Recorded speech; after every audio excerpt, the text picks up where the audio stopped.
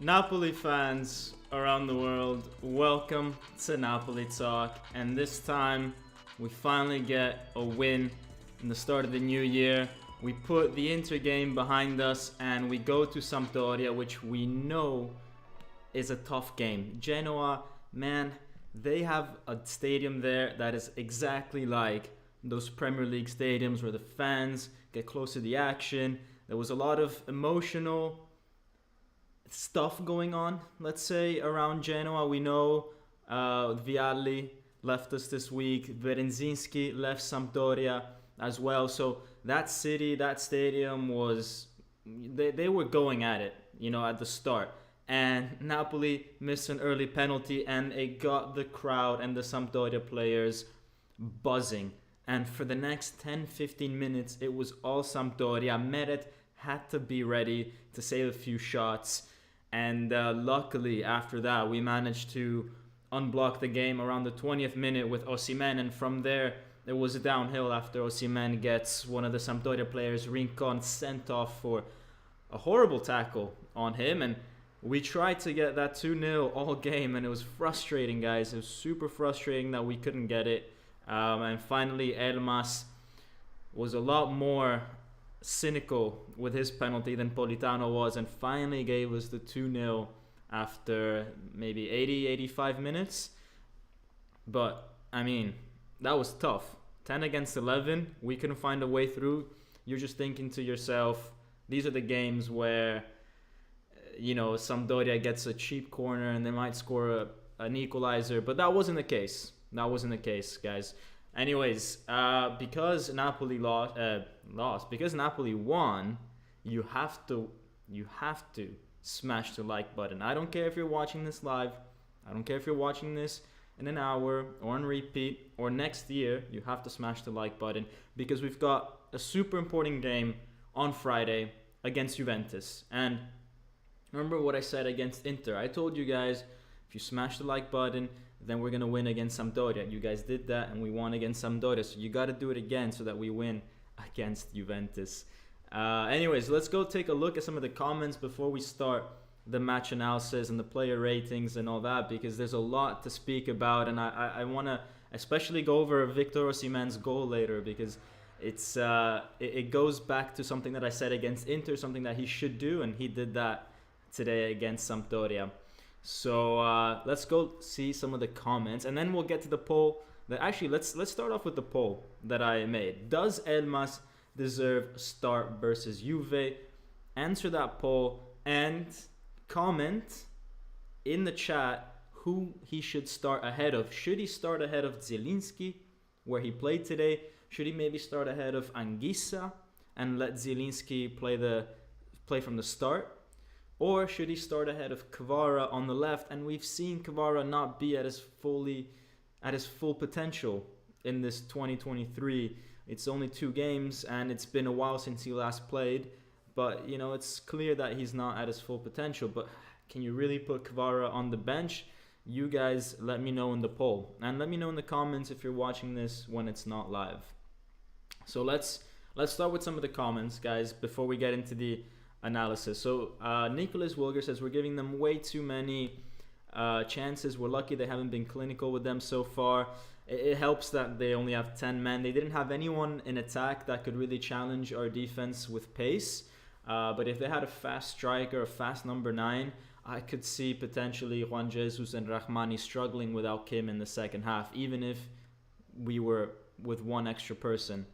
But by the way, guys, let me know if you guys can hear me well, the volume's good, because just let me know if the stream is going well. Always let me know. Sometimes there's issues.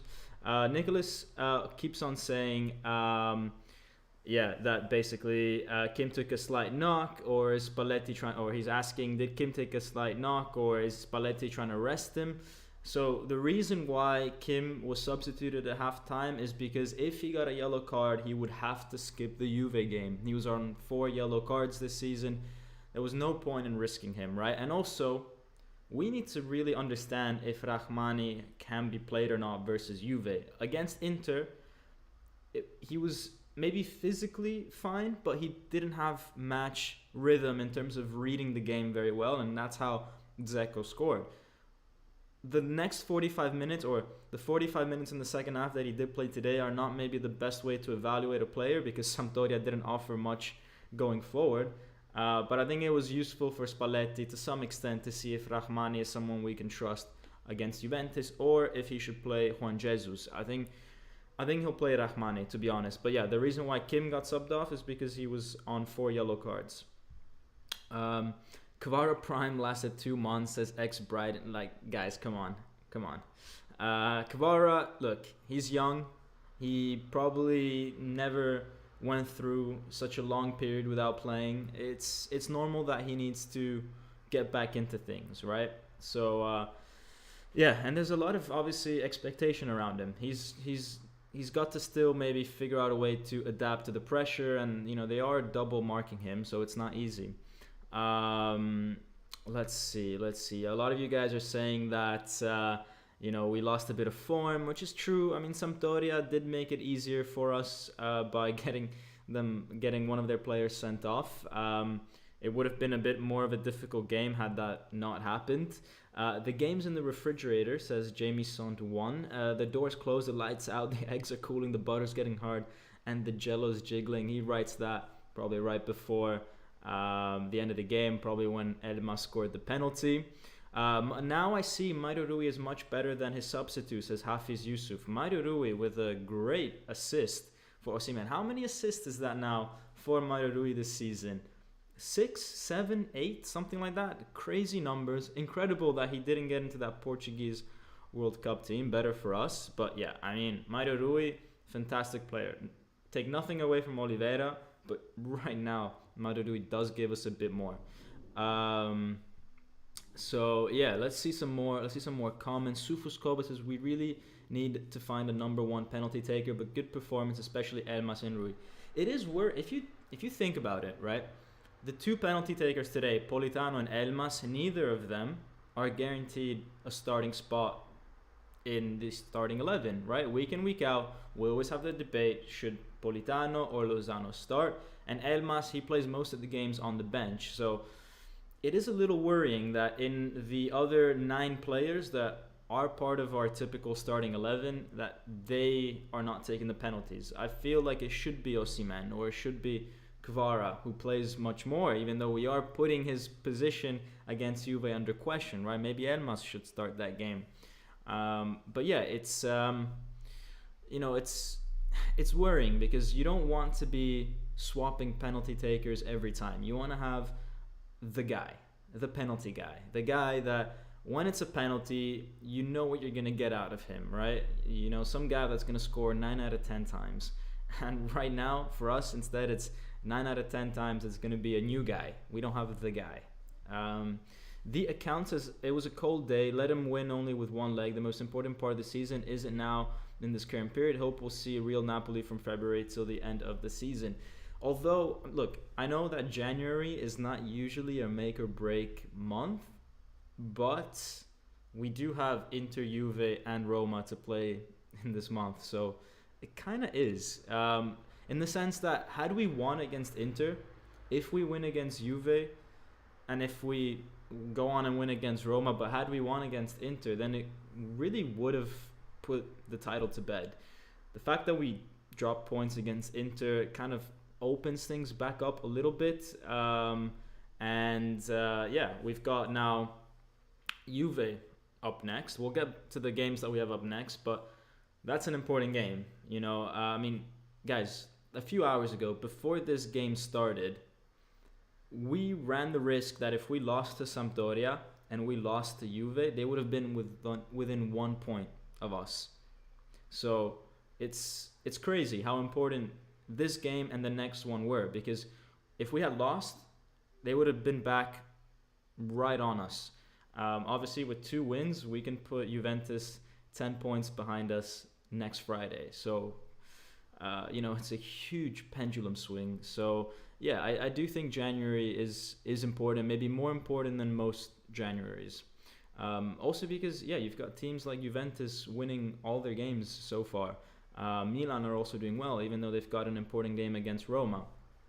Anthony Navarro is in the house. Elma has seriously stepped up in general, even without the goal. I'm also not saying it to cause controversy, just something I've observed. To me, he doesn't even look like he has that spark of passion right now. I believe he will get over. So now he's talking about Kvara. He's saying he's lost a bit of spark, but he believes he'll get over the hump. And I think that's fair. You know, I think right now Kvara's not in the best of forms, and it's normal, guys. It's in a season, you're gonna go through ups and downs, right? And we see that with players all the time. The important thing is that when one player goes down, the other player goes up. I've said it before in other lives. What worries me is when everybody seems to be playing at their absolute peak. Then you start to wonder, are they all gonna crash as well at the same time? That's a risk. Whereas if you've got players that some are at their peak, some are not, you can kind of imagine that when the guy at the peak then goes down, the guy that wasn't at his peak will be at his peak by then and can kind of make up for it. So you want that in the team, right? You want different moments, because it's unrealistic to actually think that someone's going to be at their peak all season.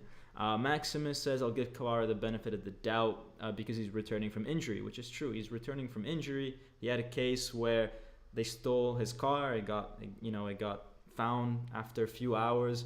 But yeah, he went through some stuff, right? And I think the whole just fame of recent months, I mean, he went from literally not being known by anybody apart from people in Georgia and a little bit in Russia to now the whole world talking about him. And I think maybe in the period where he wasn't playing, he kind of, let that sink in, and maybe it has affected his game a little bit, and it's put pressure on him. So he's now got to mentally just get back in the zone, right? Let me go on and put some of that background music back up just a little bit, right? Because I think it gives the live stream a bit of a vibe, just for a little bit, right? That's I think a good level. Anyways, let me see some more comments, and let me see some more likes, guys. I'm not gonna start the tactical analysis unless we get some more likes. I know you guys are watching this in full screen right now, enjoying it, talking about the game, but I urge you to minimize your full screen, smash that like button, subscribe if you haven't. I know you probably have, and then you can go back to watching it full screen. You're gonna feel better about yourself as well. And obviously, if you smash the like button, it's like plus 1% chance of Napoli beating Juventus on Friday. Jackson says, in my honest opinion, the worst thing about Spalletti is that he's not trying risky things. So yeah, let's put Elmas and just try it. Can't be worse. A lot of you guys want Elmas to play. Spalletti, Napoli, the fans have spoken. They want to see Elmas play. 76% of you are saying that. 3 out of 4 people, if my math is not wrong. Is Spalletti going to be part of that 3 out of 4 and put him in, or is he going to play Kvara? Let's see what people are saying about that. Elmas and center left mid or at Kvara spot, is asking Joe. Well, that's what I'm asking you guys. You guys got to put down in the comments where you think Kvara should play. Striking Vin is even saying to play Raspadori, which is, I thought maybe he deserves to play because he scored a lot during preseason, but hey, doesn't get a lot of minutes recently. Let's see. Anthony Navarro saying Elmas is better than kvaratskhelia right now for the Juve game, and then sub on kvaratskhelia may be better for him to find form playing against tired Juve legs. I tend to agree, maybe with Anthony Navarro. I think something about maybe trying kvaratskhelia off the bench is intriguing when Juventus are a bit more tired. But let's see. It's also though one of those games where maybe Elmas off the bench can make the difference. I mean, they both can make the difference off the bench, so it's super difficult. Maximus saying Kvara did annoy me today, trying to get too cute instead of just passing it. It is true. It is as if he knows he needs to do something special, or he thinks he needs to do something special, and he's trying a little bit too hard, whereas all we want him to do is just take the simple chances that he gets, and we'll see that in the analysis. Elmas, John Santos saying Politano is a poor penalty taker, but I still don't understand why he is the one taking it. It's because he scored a few penalties. I think it was in the Champions League. He scored against Rangers, for example. So, yeah. Anthony says, Dom, were you worried before Elmas' penalty we were going to give it up since we literally couldn't score that second goal? I think I was a little bit worried, not super worried. I mean, there was obviously chances that Sampdoria, like not even chances, but moments where they were entering the box. But I never really felt like we were going to concede on a counter or anything like that. I thought maybe like if we gave away a stupid corner, something like that. But on a counter, not really. They had no one up top that had the pace to challenge us. Let's see. Maximus is also saying he likes to see Cholito a little more. It's true, man. What happened to Cholito? The guy is good. You know, he deserves more minutes, and I'm sure he's gonna get some probably against Cremonese after the Juventus game. Raspa is invisible. Duke got a few minutes, says Jacksu. Yeah. Look, Raspa right now and Simeone are finding it difficult, but their time will come. I'm sure of it. Kvara has been poor since injury. He should start on the bench, says Chukwuemenka. Sorry, I butchered your name. But yeah, possibly, guys. Wonder if it's possible to have Elmas at right wing since Anthony G. You know what? Between Politano and Lozano, I take Elmas right wing. So Anthony maybe has the right idea. It's just, if you do that, then you're not going to have off the bench Elmas nor kvaratskhelia later on in the game. You're going to have to rely on either Politano or Lozano, or both of them, and not the other guys. So it would definitely cause Juventus a headache, I think, because they would not expect that. We played just like Juve, but not bad. This is how Juve won so many Scudetto. It's true. We were very, very...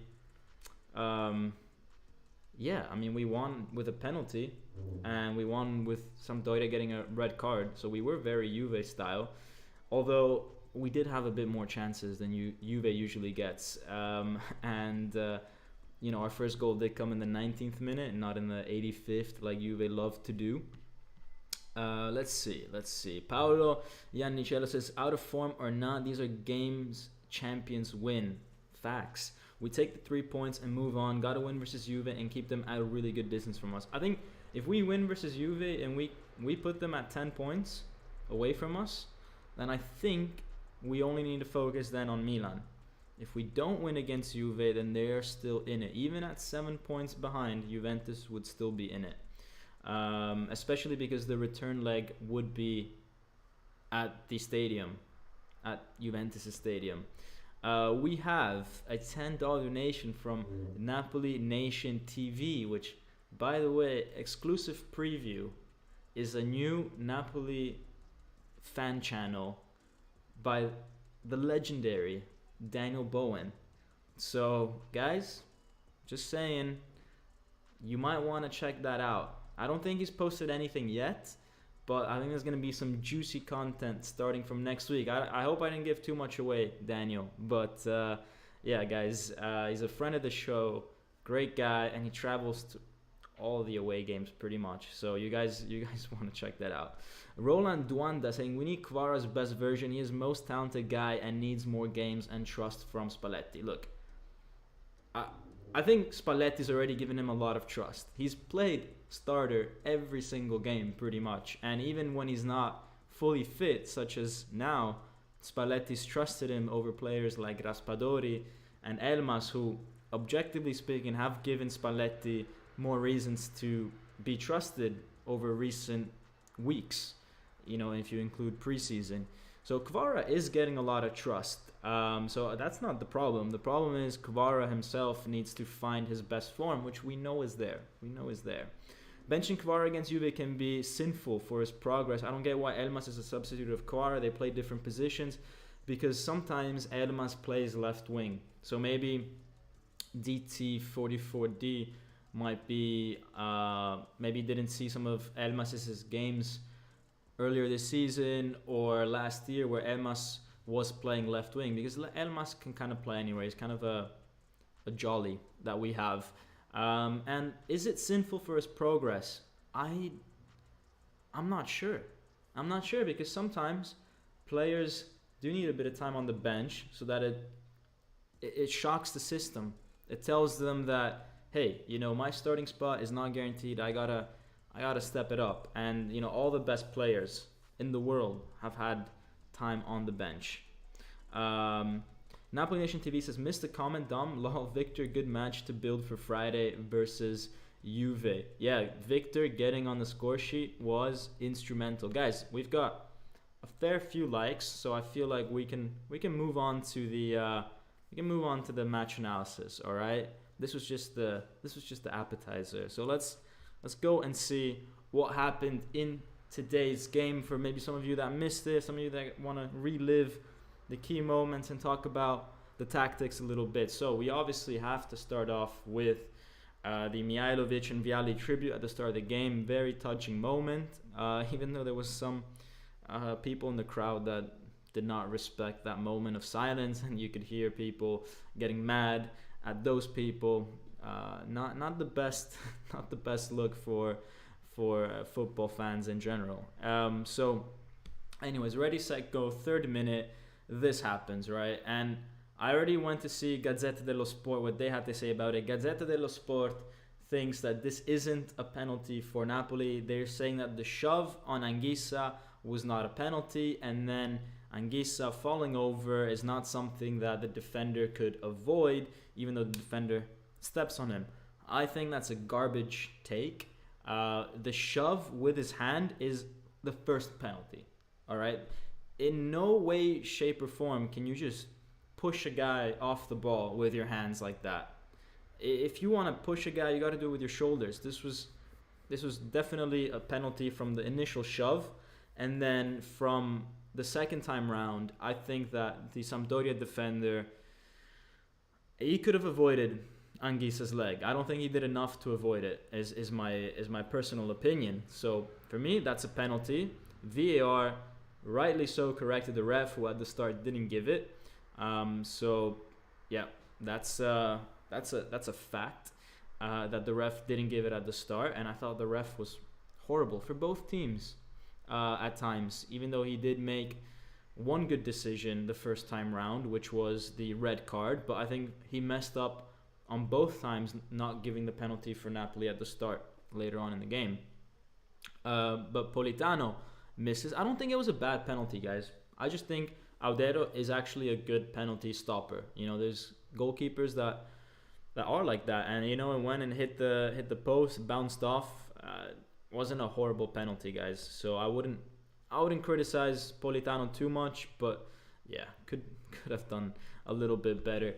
Before we continue with the analysis, we got to give shout out to Mike X Stad, saying big win today and giving the channel a $10 donation. Guys, thank you so much for supporting the channel. I appreciate it. It is nice. And he says, I feel like we would have fumbled this one in the past. What are your thoughts on Juve, Milano, and Inter right now? What kind of player would you bring in during the transfer window? So I fear Juve the most, just because they're grinding out these wins. They're not conceding a goal. You can just imagine, like, what if they start actually turning it up in terms of how they play football and the quality of their football, then they could really become unstoppable. And us as Napoli fans in general, like, Juve could be minus 20, minus 30 points behind, but we are programmed to just be like, oh my God, where's Juve in the table, right? It's just how we're programmed. Milan, I think they're also a pain. Inter, on the other hand, no. They had a chance to come back into this title fight, but they dropped points against Monza. And I think even though in terms of squad, they probably have the best squad out of those three teams, the points gap is just way too much right now. They really fumbled it against Monza, and honestly, justice. Fabrizio Landria, ciao Fabrizio, says, hi, first penalty isn't clear, the second and the red card are perfect. What do you think? Forza Napoli sempre. Yeah, the first penalty for me is a push on Anguissa. So for me, that's the first time the ref should be putting a penalty. And then after that, maybe it was accidental, the stepping, but for me, the push was the penalty. The other two are also very clear, red card and penalty.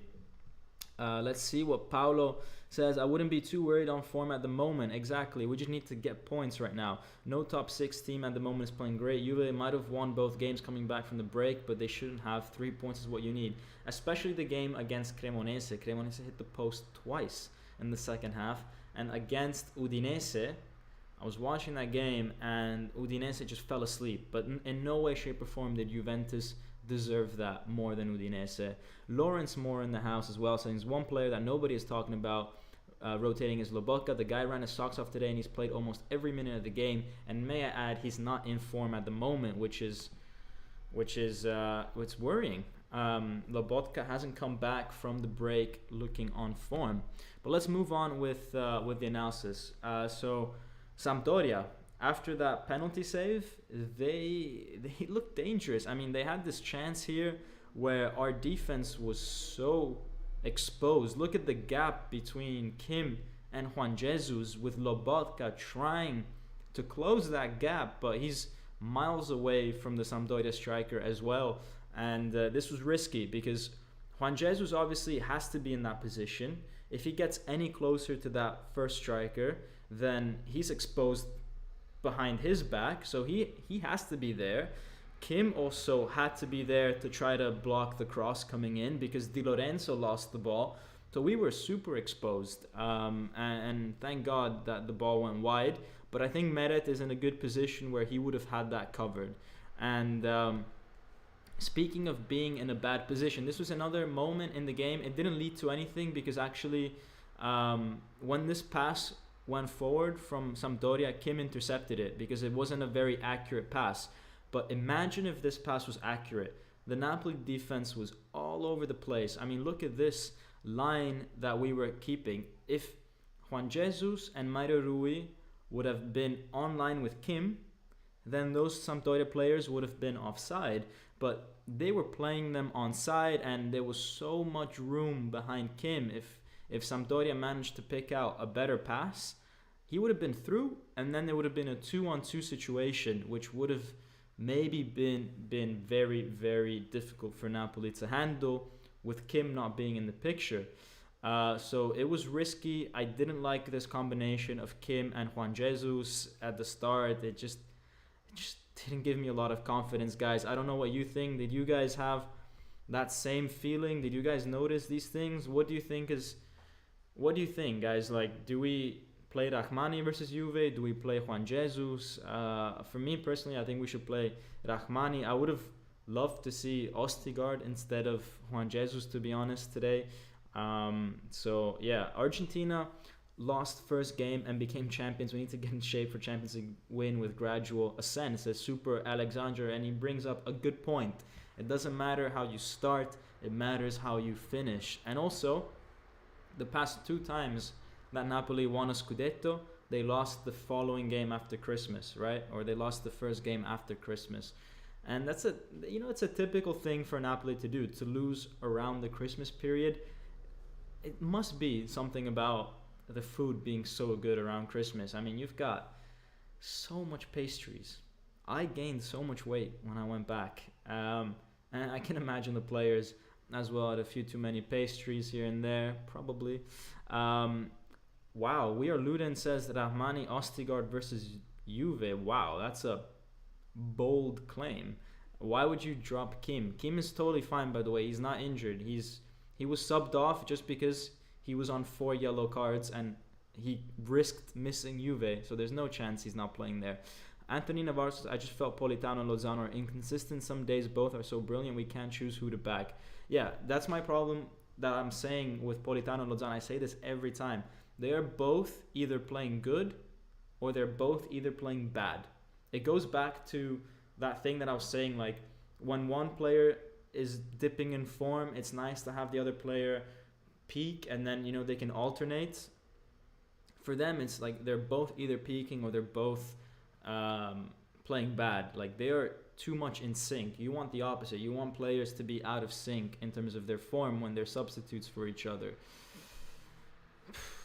Unless you can maintain a top level all season, but that's just for the elite players, which Politano and Lozano are just not. They're just not elite players.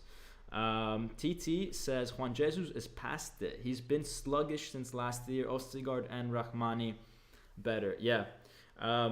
Obviously, I think Rahmani can give us more if he's fully fit than Ostigard. He's got much more experience, but I would love Ostigard maybe starting next season to maybe start replacing Rahmani a little bit. Even though Rahmani is not old, but I just think Ostigard's potential is crazy.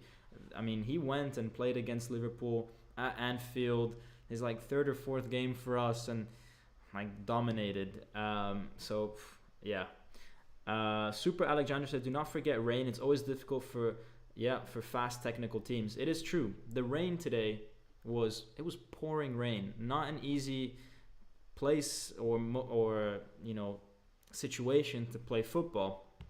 But anyways, let's move on with the analysis. But yeah, I mean, guys, the first 15-20 minutes was all Sampdoria after that penalty. Meret had to make a good save, and this I don't know if this save is more for the photos or if it was actually a very difficult save. Depends on like what angle you look at it. But anyways, I gotta give credit to Meret here. He does well. What I like about this save is that I think he was very deliberate in where he pushed the ball out, because so many goalkeepers make the mistake where they just save it and push it out anywhere and it goes to the striker and they concede a goal. But Meret pushes it far and away from the Sampdoria striker, which I think it's a crucial save. It's a good save, and he does it technically very well. So let's move on to the goal, and I love this goal. This is Victor Osimhen at his best. And what do I mean by this, man? He's the type of guy that I think he goes back, analyzes his past games, and understands how he needs to update his style, update his game. Against Inter, he was way too static next to Acerbi, Skriniar, and Bastoni, was it? So he was way too static, right? He wasn't moving around as much. He was predictable, and he wasn't getting in behind defenders. He wasn't going and approaching the crosses from deep. It's just very predictable. Instead, in this game, what he does is that he goes back to the midfield, goes and collects a ball that Lobotka had lost, because Sampdoria were all over Lobotka in the first half, and it was making it very difficult for him. Lobotka did not have a good game. He could not handle that midfield pressing, and he recovers the ball, plays it backwards, whereas previously in other, like last season, sometimes what he would do is that he would take the ball and then try to maybe wriggle around a midfielder or defender and try to do everything solo, right? And he would then lose it because people would gang up on him, and we can see here that already people are ganging up on him. The best thing Osimhen can do in these situations is play the ball backwards, let Napoli rise, and then along with every other player, just attack the space that now is created, where, because he's not up there already with the defenders, he can approach them with speed, and they're struggling because they have to keep an eye on the ball, an eye on Osimhen, and Osimhen has got that pace difference on them, coming at them with speed, and he can just pick a spot. He can go right through the two defenders. He could fake it and go around the second defender at the back. He can fake it and go around the first defender. He decides to go down the middle. Brilliant cross by Mauro Rui. We talked about it, how he's been playing so well. Mauro Rui, such a gifted left foot, and finally at his peak, because the first few seasons for us wasn't like this. And Osimhen, this is a difficult goal to score. But the movement, guys, coming it's like the movement, the decision making, the timing, everything was perfect from Osimhen. A real nice goal, like a complete striker's goal. So guys, I don't know if out there's people that are like strikers for their team or whatever, but take note of this goal. RM is saying, Anthony, I agree with you. He improved a lot. Talking about Anthony's comment about Meret, because Anthony said, anyone else feel Meret has been playing better from his feet, or is the defense just doing a great job giving him certain options right away? I think a bit of both, because even his long passes have been very accurate. I think he's been doing that in training week in, week out. Cloud Frollo says, you think that Elmas should play instead of Kvara? Man, it's a difficult one. I still haven't made up my mind. I think Elmas should play. I don't know if he should play ahead of Kvara or ahead of Zielinski. But how can you put Elmas on the bench? How? He is our most informed player. He was the best player on the field when we brought him on against Inter. Best outside of Osimhen, because Osimhen did this 10 seconds of brilliance to score this goal. So he's got a higher player rating, FYI. But Elmas was just consistently causing problems. I think he has to start. I don't know if ahead of Zielinski or Kvara. Maybe ahead of Kvara, guys. Maybe, because Zielinski, what he can do is that he can... Zielinski, what he can do is that... No, you know what? I'm changing my mind as I'm saying this. Start Elmas ahead of Zielinski. Start him in the midfield. Get the midfield to be a bit more dynamic, and then bring Zielinski on in the second half. I think he's got to do the same as he did now. But having said that, Spalletti will probably start Kvara and Zielinski, and they'll both score.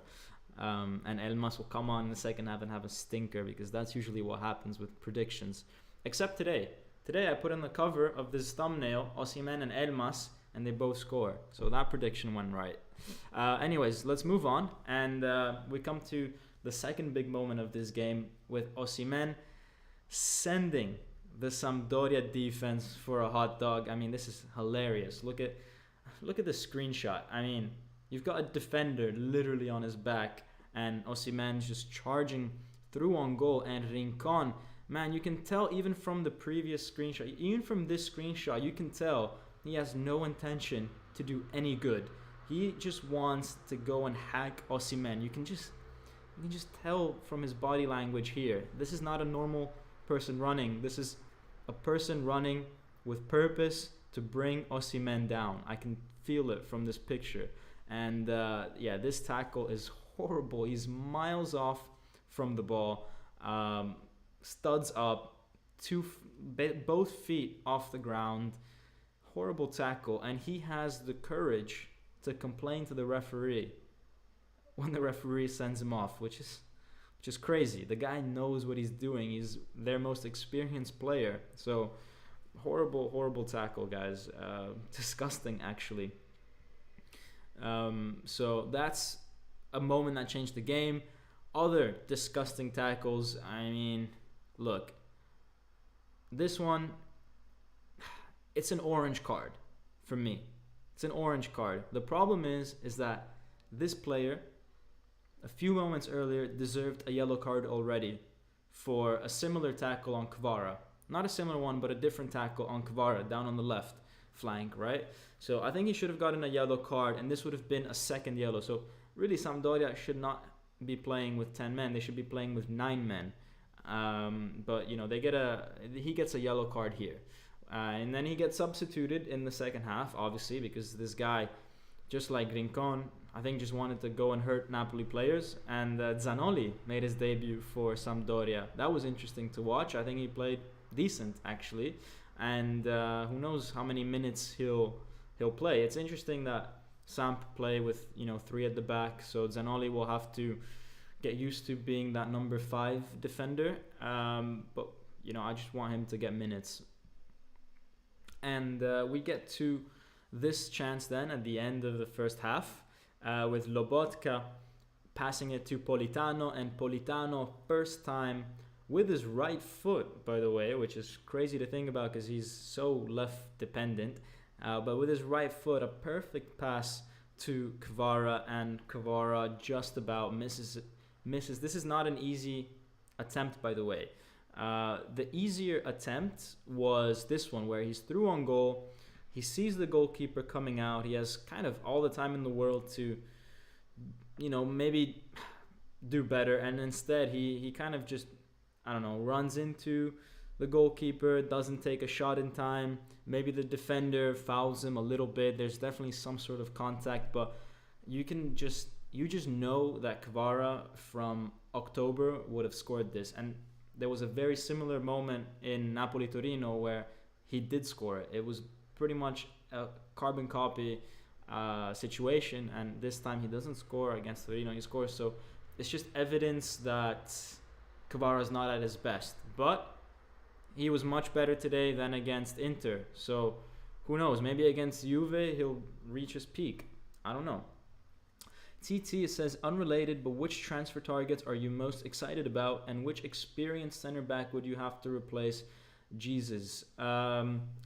So I'm excited to getting a new right winger next season. It's not going to happen this season. Lozano and Politano are not leaving. And also, I don't think many players want to leave Napoli right now. I mean, even if you're a player that's not playing, right? Even if you're a bench player, why would you want to leave a team that is first in the table?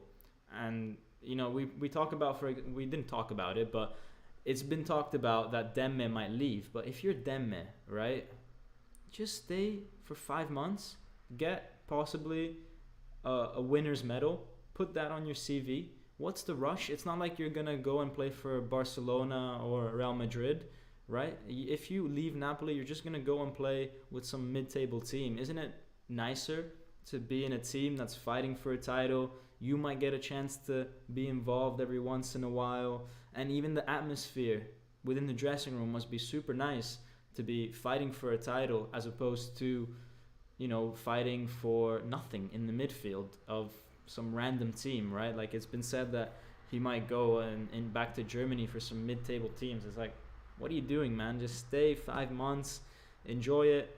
And, hopefully you can be part of a team that performs really well, right?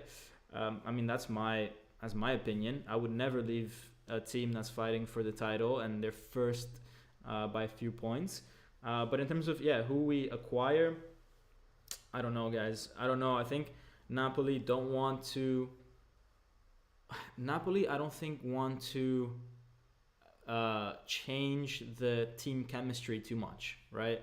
I think we've got a good group of guys that get along well with each other. We put Bereszynski in at right back because we needed that experience, because Zanoli wasn't, quite ready for it.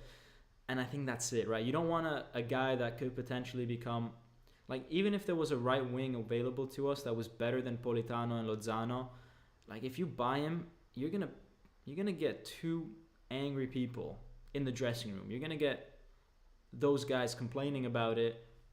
They have friends in the dressing room, and it's just gonna cause cliques and ripples, and you just don't want that, right? So I think keep things as they are, keep it friendly, and and just hope that this group of players has got everything it takes to win the title. I don't think we're in desperate need. Maybe Ouani from Morocco might join. Napoli have apparently put in an offer, but it seems like the offer that they put in is for him to actually stay at his parent club until the summer, which is why we're ahead of the competition there, because other clubs just want to take him immediately, whereas we're like, you guys can keep him for another 6 months.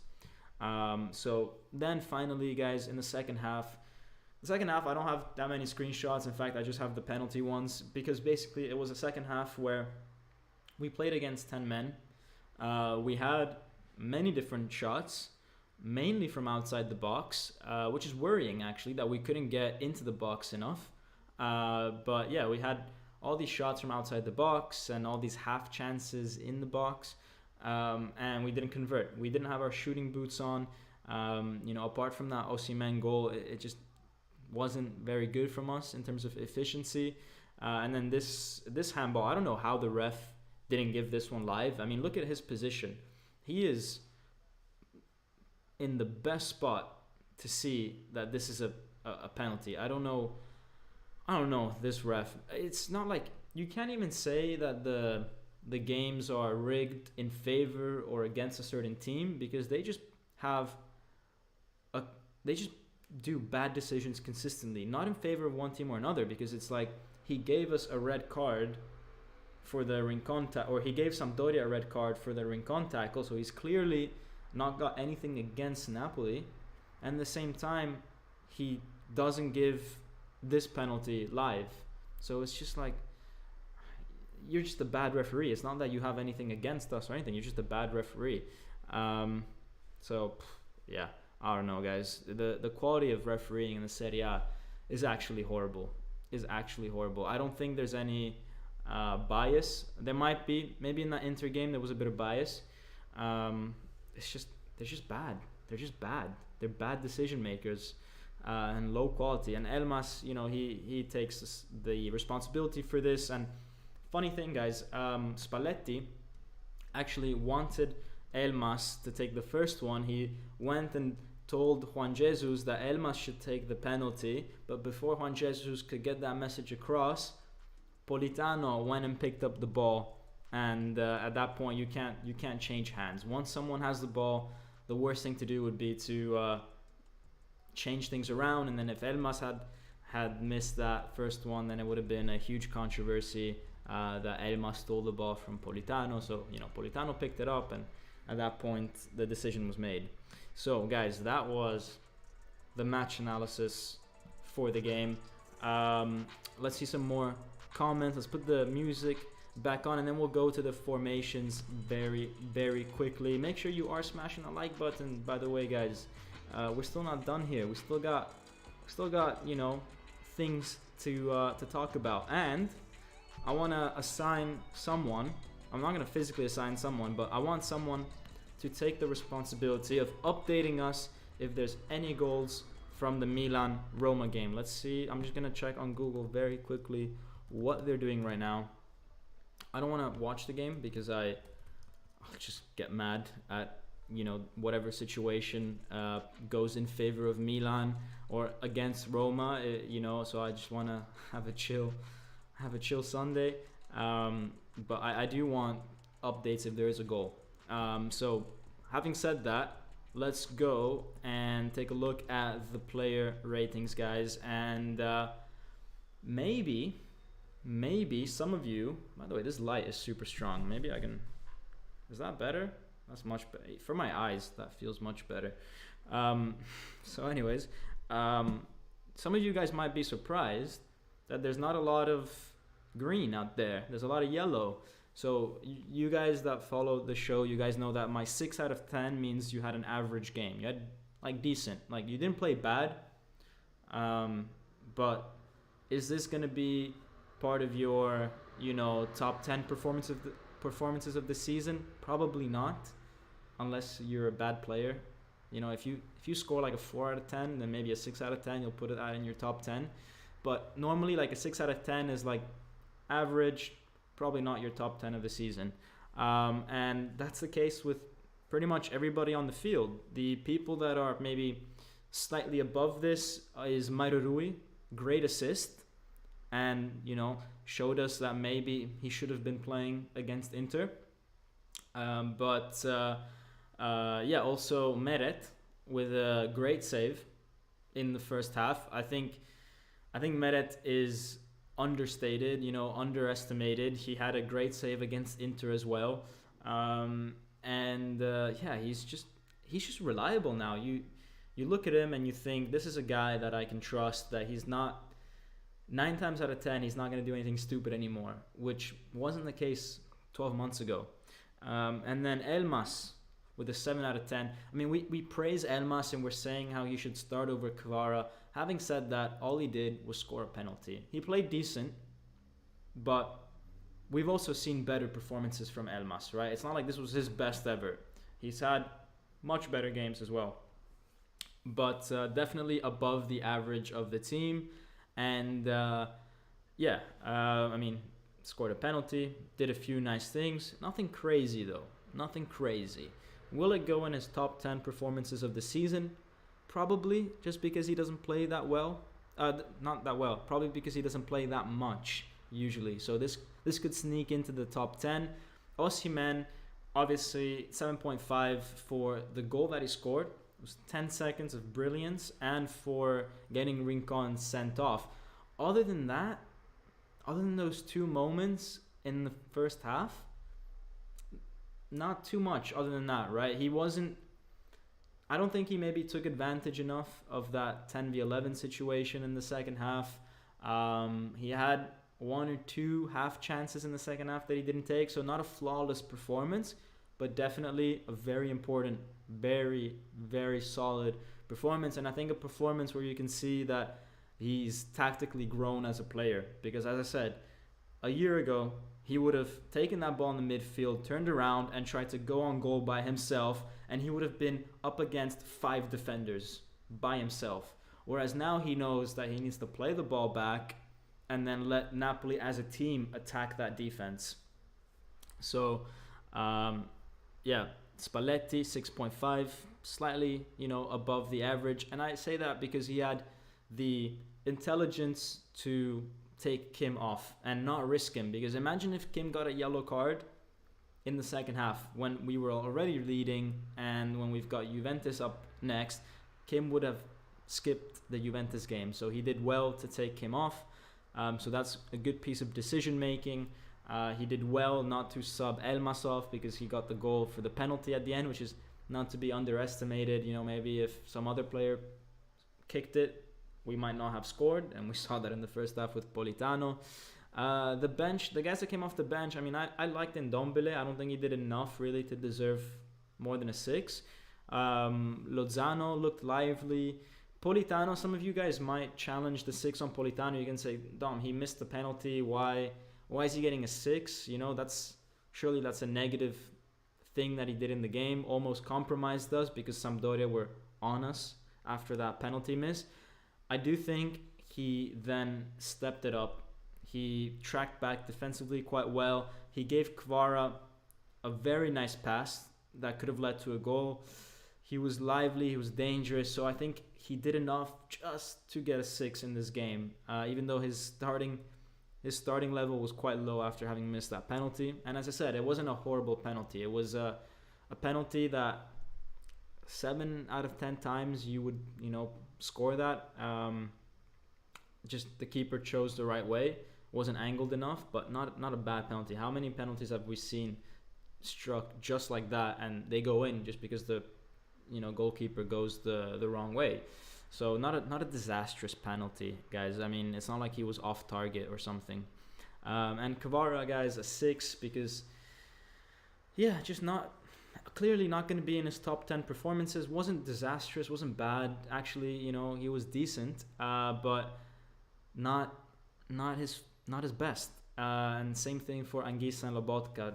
They even lost a few balls in the middle, which were very, very dangerous for us, especially Anguissa in the first half, and Lobotka a few times as well.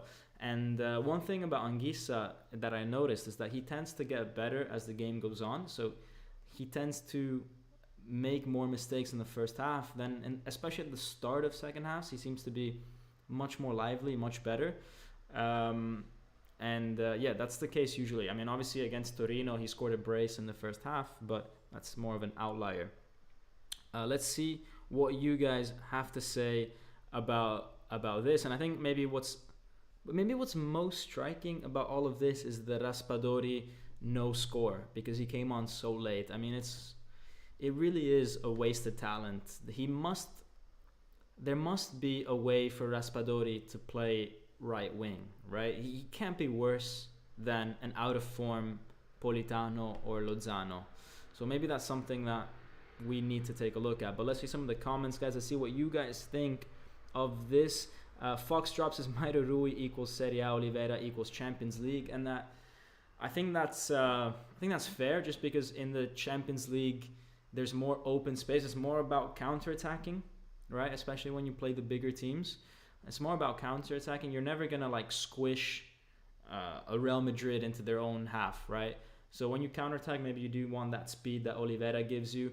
But in the Serie A, when you have to unlock defenses, then you really need someone that can pick out a beautiful cross with precision, and that's what Mairui gives you. Anthony Navarro says, I 100% agree, Dom. Why leave this Napoli right now? Look at Zanoli. Yeah, he wasn't ready for us, but look at him today after the game. Everyone gave him such a tight hug. Yeah, I feel for Zanoli, because if this team wins the title, I don't think Zanoli has a right to a winner's medal. And even if he did, he'd miss the party, he'd miss all that stuff, which is, it sucks for a player, because he was part of this team for the past year and a half. Having said that, hopefully he's going to get a second chance, and he's going to be able to hopefully get a second chance being a protagonist of this team, right? If not a starter, at least someone that Spalletti can bring on with confidence, because yeah, winning is nice for sure, not denying that, but deep down he'll know that he didn't have a significant contribution to the win anyways, if we won. So yeah, maybe it's for the best. TT says, hope Demme steps up for the rest of the season. Demme is an interesting player, man. I think he has a lot of talent. I think under Gattuso, there was a point where he was playing exceptionally well. He was making runs inside the box. He was scoring goals at some point. He had like a stretch of games where he scored 2 or 3 times, maybe more 2 than 3. I really liked Demme. I liked him more than Lobotka with Gattuso. And then when last year started, he got injured at preseason. He got injured in this preseason again. Never really got going with Spalletti, but I know it's down there, in there somewhere. He's got quality. Rafael Aguilera says, can someone please tell me what Buchanan has done this season for Bruges? Such a random comment. What has he done for Bruges, guys? You guys, I'll let you guys answer that. Not because I don't know, but because I want to test if you guys know what Buchanan has done for Bruges. Or Canada at the World Cup. Yeah, again, I'll let you guys answer that. And Naveen is saying who? Yeah, Naveen doesn't know. Naveen fails the test that Rafael gave you guys. So, wow, Naveen, you don't know Buchanan? Wow, man. Unlike me, I totally know who he's talking about. TT says, we just signed Walid Khedira. How is he going to play behind Osimhen, Raspa, and Simon? Did we just sign Khedira? I mean, he plays for Bari, so I mean, it's totally feasible that we did. That just went super under the radar. I mean, it was something that had been talked about, but no, I don't think we did sign him. I don't think so. But look, I saw him play for Morocco. I thought he was garbage. He had a few chances for Morocco and he couldn't finish, man. So yeah, he's a Serie B striker, clearly. That's why he plays for Bari. I don't think he's ready for the jump, and I don't think we need a guy like him when we've got Raspadori and Simeone on the bench. 3 out of the 5 players that went to the World Cup, Zelu, Zambo, Lozano, seem like they are just not playing as they used to before the World Cup. Kim and Oliveira are fine. Yeah, it's true. I don't think Zielinski, Zambo, and Lozano are at the same level that they were before. Guys, I mean, let's take a look very quickly at... I mean, should we even take a look at the stats now? There's no point. We know that we dominated. It was a game 10v11, so there's no point to take a look at the stats of the game. What we need to do to wrap this all up is to take a look at the next games and Spalletti's press conference. So next games, we've got Juve on Friday, guys. Not on Saturday, not on Sunday, on Friday. So remember that. Don't make any plans for Friday night, all right? It's kickoff, then Napoli talk. That's your plans, all right?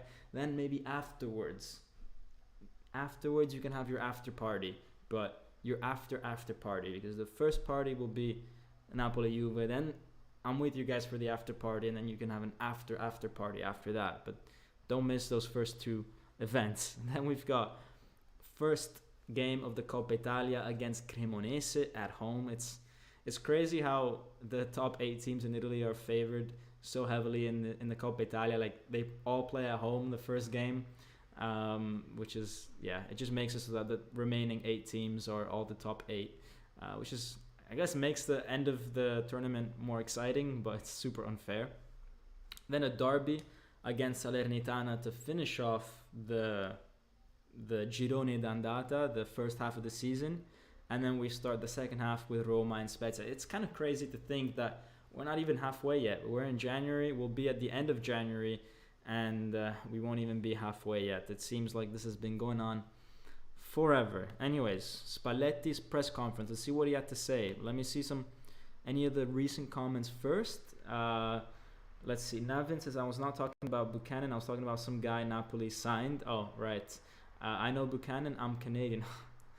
He just said, I can't even... Send me your ID. Send me your passport. I need to check out that you're actually Canadian and you know the guy and you're not telling me a lie. Vesavia says, we signed the backup left back from Sampdoria. It was part of the Zanoli loan exchange. There was a whole video that I did yesterday about it. You guys didn't watch the video. Not all of you guys watched. What's up with that, guys? Those videos are short. You guys have 5 minutes. Watch me when you're in the toilet. All right? You have 5 minutes. Make sure you do that. Or be normal and don't watch me in the toilet. And watch me, when you're just having a cup of tea or a cup of coffee. But if you really need to find 5 minutes, or if you really can't find those 5 minutes in your normal day, then do it when you're in the bathroom. Watch Napoli talk when you're in the bathroom. Anyways, I'll stop being weird and go to the Spalletti press conference, guys. Let's see what he had to say. All right. Should we? Yeah, let's see what he says. All right. Let's get the ad out of the way from my phone. All right, we are ready. We are ready to see what Spalletti had to say. So he says, we didn't have to show anything to anyone. What did we have to show? We won the game. He's obviously, people asked him like, oh, you guys really, did you feel like you had to show something to the Serie A after the loss against Inter? And he's always like, no, man, like we're first. We're 5 points clear. There's nothing to show anyone, and the comments are making me laugh. Anyways, he says, we won the game and we handled some situations very well. It could have been a very difficult situation. After the mistake of the penalty miss, there could have been a very negative consequence for us. Instead, Napoli was very organized. I'm not sure that's the case. We analyzed the defensive organization. I don't think we were organized, so I'll disagree with you there, Spalletti. He says, even in 10 men, they were very well put on the field. They closed the spaces extremely well. They tried to find a moment in the game to equalize, but they couldn't find it. But, Sampdoria played well, he says. This game, for these type of games, these type of teams are very prepared for, in the sense that they know how to sit back, they know how to make it difficult for you, and we did very well. And they ask him about who should have taken the first penalty, and he says, look, the penalty taker in this team is Kvaratskhelia. He had to take it. But then if someone else in the team wants to take the penalty and they agree with it, then that's fine. Also, Politano can take penalties. These are normal things that happen. But for me, the number one penalty taker is Kvara. So that's very interesting that Spalletti makes that official. And he also, says that maybe from next time onwards, it should be Kvara. I'm sure Politano lost his right now. Navin is taking it very personally. He says, I live in Ottawa. I don't need to lie about my nationality, Lamau. I want Napoli to do well in New Champions League. That's my wish with Scudetto, of course. I know, man. I'm just joking with you. I'm just joking.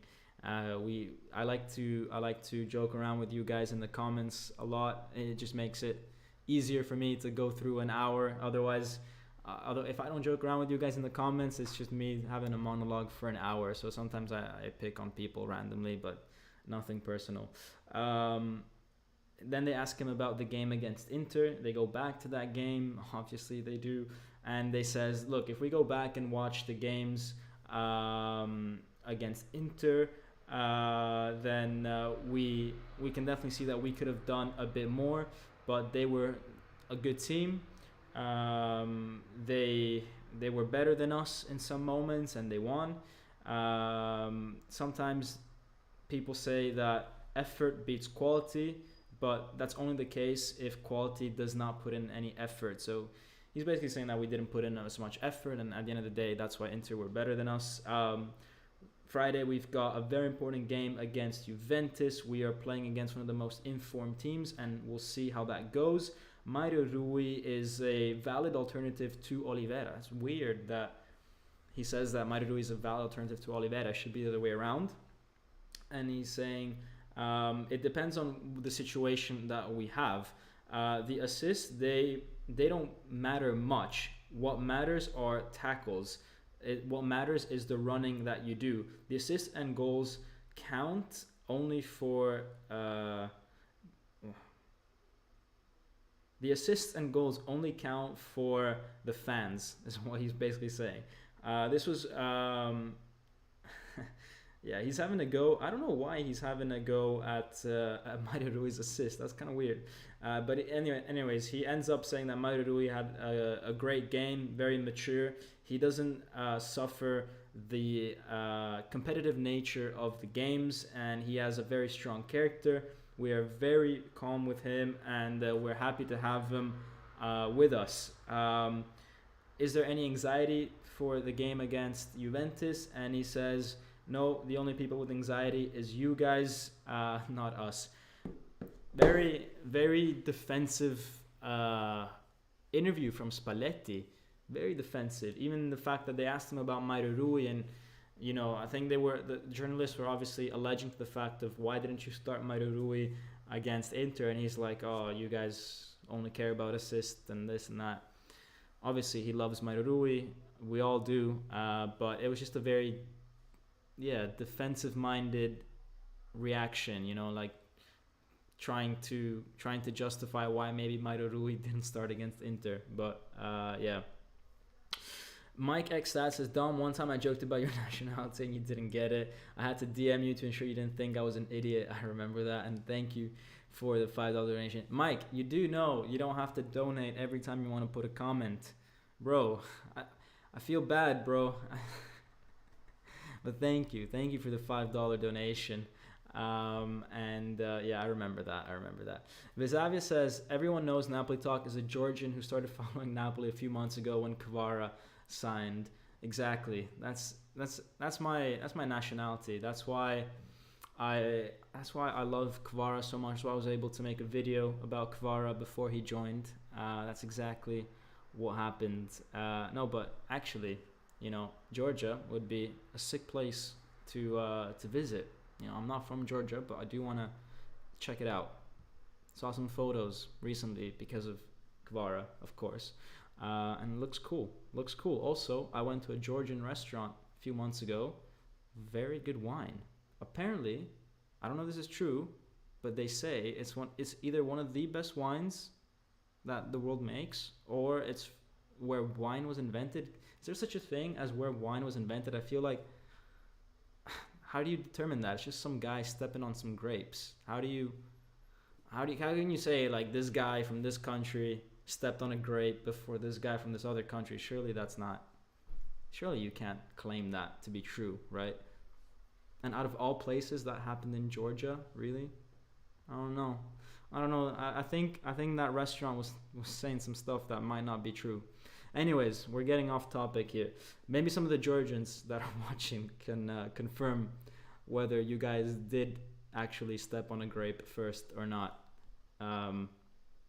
Anyways, let's move on. Anthony Navarro says, Google player ratings have Kvara at 4.3 out of 5 and Elmas at 3.8. WTF. Dude, that is exactly why I don't like to take a look at player ratings too much. I know the Bereszynski video, I had to rely on player ratings just because I didn't watch all his games.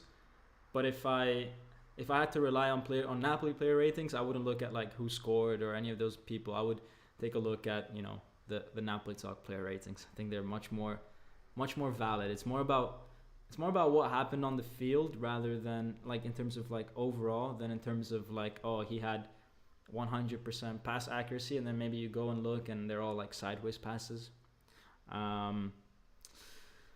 Vesavia says, didn't Georgia invent both wine and apple pie? Maybe wine was born in Georgia, says Roland. Wow. Archaeologists found the oldest trace of wine in Georgia.